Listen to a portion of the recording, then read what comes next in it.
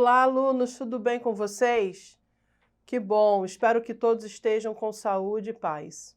Pessoal, eu sou a professora Renata, de Língua Portuguesa, e mais uma vez eu trago um assunto bem interessante para que a gente possa discutir e refletir. A aula de hoje vai falar sobre a língua e a sua heterogeneidade linguística. Nossa, você deve estar se perguntando assim, hétero o quê? Pois é, heterogeneidade quer dizer diferentes padrões da linguagem, tá? Você já deve ter observado que a nossa língua, ela obedece a padrões rigorosos de construção linguística e normativas que vêm lá do português de Portugal. Não é isso que você aprendeu na escola desde sempre? Muito bem. Então, a língua brasileira, ou o português do Brasil, não é apenas uma contextualização do português de Portugal, não. Ela é uma historização, tá? Historicização. Palavra difícil, por isso tem que falar devagar. Historicização singular. Perdão, porque gaguejei. Que quer dizer o quê? Um efeito da instauração de um espaço-tempo particular, diferente do de Portugal, tá? Espaço-tempo quer dizer o quê? Que se caracteriza pela forte unidade da língua brasileira na representação do imaginário nacional. Em países de colonização, como o Brasil, por exemplo, que foi durante muito tempo colônia de Portugal, esse processo que chamamos de heterogeneidade linguística, pelo qual a língua funciona até hoje, parece ter uma dupla, identidade. Por isso que pensamos, nossa, é o português de Portugal, mas é muito diferente, é outra língua. Não. São padrões que obedecem ao mesmo uma ramificação, porém com marcas culturais muito peculiares do nosso país. E isso, trocando em miúdos, quer dizer o quê? Que as línguas são consideradas línguas porque tem uma história, tem uma maneira diferente de se relacionar em cada país, com os seus falantes, tá bom? Dependem muito dos fatores históricos, econômicos, sociais, para que ela cada vez mais crie raízes e se estabeleça na memória do seu falante, certo? Então, a nossa língua brasileira significa que ela é uma filiação de memória heterogênea da língua falada lá em Portugal, certo? Então, que sofreu as variações do tempo, as variações ligadas à cultura, mas que tem sua identidade própria. E é isso que nós vamos refletir aqui. Não sei se me fiz entender, mas revejam esse slide quando vocês puderem, tá bom? E leiam com mais atenção. Continuando a nossa reflexão. Na verdade, toda língua é um conjunto heterogêneo e diversificado. Por quê? Porque as sociedades humanas têm diferentes experiências históricas, sociais, culturais, políticas, como eu falei há pouco. E essas experiências se refletem nesse comportamento linguístico dos nossos membros daqui do nosso país, dos falantes da língua.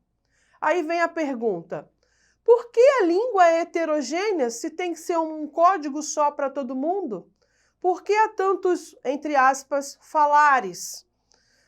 Várias maneiras de se entender a mensagem dita, que deveria ser uma coisa só. Então, denomina-se língua heterogênea toda a variedade possuída em uma língua, tá? É um idioma, um código. Devido a fatores, repetindo, e sempre com esse pensamento e essa explicação, históricos, culturais, políticos, econômicos, por assim dizer, e etc. Um exemplo muito simples de língua diversificada é o que nós temos no Brasil e nas diversas regiões que o compõem, que a gente vai entender agora. Eu peguei aqui, para que a gente possa refletir, um trecho de um grande escritor e gramático chamado Celso Cunha, em que ele diz o seguinte: todas as variedades linguísticas são estruturadas e correspondem a sistemas e subsistemas adequados às necessidades de seus usuários.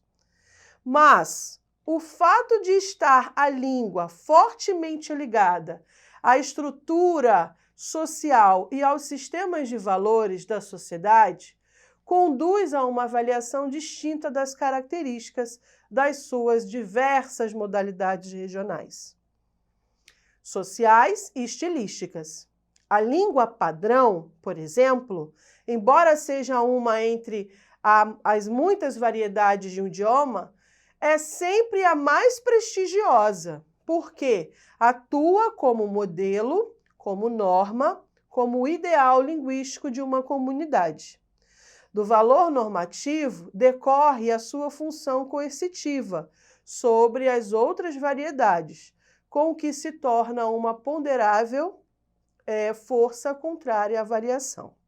Traduzindo, para que fique bem claro para você, a partir da leitura do texto, podemos inferir que a língua é um conjunto de variedades linguísticas. Em cada lugar do Brasil tem sua maneira bem peculiar de se expressar, usando o mesmo código, dentre as quais uma alcança maior valor social e passa a ser considerada a exemplar, que é o que a gente diz a norma culta.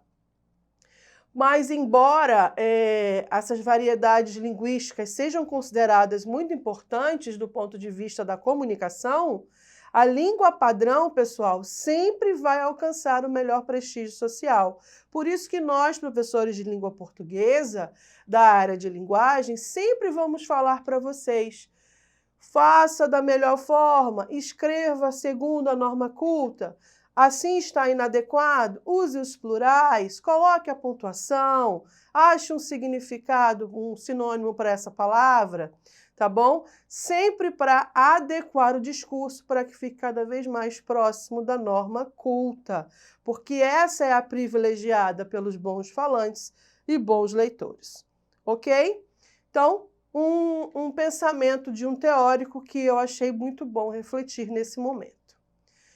Atenção, falantes da língua! É preciso compreender as variações linguísticas para melhor usar a língua em diferentes situações, porque nós devemos utilizar o código ao nosso bel prazer da melhor maneira possível e mais próximo ainda da norma padrão, tá? Utilizar a língua como meio de expressão é a nossa missão, por isso que devemos dominá-la, tá certo? Para que a gente possa informar quando tem que informar, se comunicar, estabelecer humor, efeitos de sentido, como vimos na aula passada, e dominar em diversos contextos a aplicabilidade dessa língua, tá certo? E, quanto ao regionalismo, ocorre quando há um grupo em particular de elementos linguísticos característicos entre eles. Então, é muito bom saber identificar que tipo de região é aquela, que sotaque característico é aquele, que bom que é diferente. O diferente não é anormal, que fique claro, tá bom? A gente vai ver isso lá na frente mais um pouquinho, quando formos falar sobre preconceito linguístico. Vamos adiante. Exemplo: variações linguísticas aplicadas ao Enem. Até quando? É o título dessa música do Gabriel Pensador. Não adianta olhar para o céu, com muita fé e pouca luta. Levanta aí que você tem muito protesto para fazer. E muita greve. Você pode, você deve, pode crer. Não adianta olhar para o chão, virar a cara para não ver. Se liga aí que te botaram numa cruz e só porque Jesus sofreu não quer dizer que você tenha que sofrer. Então, o que eu quero dizer com isso? As escolhas linguísticas feitas pelo autor conferem, dão ao texto um caráter atual pelo uso da linguagem própria da internet, um cunho apelativo porque predomina as imagens das metáforas presentes no texto, o tom é de diálogo, por isso recorre a muitas gírias, há uma espontaneidade pelo uso da linguagem coloquial ou Gabriel Pensador, como autor da letra, quis ser original e por isso houve uma concisão, ou seja, uma junção de fonemas em algumas palavras, no caso, para estabelecer a linguagem adequada. Pessoal, é a letra D, a espontaneidade. A natureza da aplicação das palavras, a escolha das palavras adotadas através da linguagem coloquial pelo Gabriel Pensador, dão ao texto essa marca de discurso mais próximo do real, tá bom? Então, uma característica bem interessante ao uso coloquial da língua, tá certo? No caso, vemos presente em quê? Na palavra pra, que ele escreve. Ao invés de para, ele escreve pra. Então, essa marca é a característica da linguagem coloquial. Dentro dessa temática surge uma outra muito mais abrangente e interessante para que nós possamos entender diversidade cultural e variantes linguísticas, tá? Então, eis aqui um mapa mental para que vocês possam tirar foto, registrar no seu caderno, fazer até melhor que esse, para que vocês não possam esquecer que as variações linguísticas, elas dependem de vários fatores. Situações, podem ser sociais, podem ser históricas, podem ser geográficas, e vão estabelecer diferenças entre a maneira como que os grupos sociais falam, o desenvolvimento da palavra e o percurso que ela faz na história, o que muda de um tempo para o outro, as diferenças regionais devido aos sotaques e o contexto comunicativo. Para tudo isso tem um nome que depois você vai recorrer a esse mapa e em outra aula vamos entender mais detalhadamente o que são variações linguísticas, tá bom? Mas está dentro dessa temática de heterogeneidade linguística, tá certo? Coloco aqui para vocês algumas imagens para que isso chame a atenção para as próximas aulas, que cada sujeito tem um mundo em sua mente e cada um processa de forma diferente, usando o mesmo código. Então, eis aí essa imagem dos pensamentos colocados diferentes. Mais ao lado, os vários balãozinhos que são utilizados em linguagens de quadrinhos, onde se tem as expressões típicas das regiões do Brasil. Oxente, o tchê do sul, o bá do sul, o sô da região centro-oeste, o oxe do nordeste, o uai e assim tem tantas outras. E para gerar um certo humor na sua leitura, eu trouxe essa daqui bem interessante. Certamente você já deve ter visto em alguma prova, teste ou atividade, em que dois colegas caipiras no mesmo ambiente, talvez uma sala, um pergunta para o outro: "E aí, compadre, firme?" O outro responde: "Não, futebol." Então, eu li exatamente, conferindo a leitura, o sotaque que está visto, né, nas palavras firme e futebol, tá certo? Então, o humor está presente através do entendimento dessas duas palavras e a escrita delas. Espero que você tenha gostado, porque eu achei interessante. Então, pessoal, é só para lembrar aqui que eu coloquei esse post. Preconceito linguístico não está com nada, tá bom? Nós temos que respeitar as diferentes formas de falar, porque todas compõem o mesmo sistema linguístico e estão dentro da situacionalidade, ou seja, a situação em que o falante se encontra, o contexto social, entre tantos outros fatores. Então, preconceito linguístico, jamais.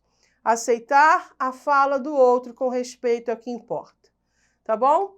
Então, façam as atividades que eu proponho aqui, coloco para vocês, para que vocês possam ler, praticar, entender através das habilidades propostas aqui, tá? Que isso é importante. Então, revejam a aula, voltem à plataforma, façam as suas leituras, reflitam, anotem e não se esqueçam, utilizar a língua da melhor forma, com leituras e exercícios é o melhor caminho. Ficamos por aqui, até a próxima!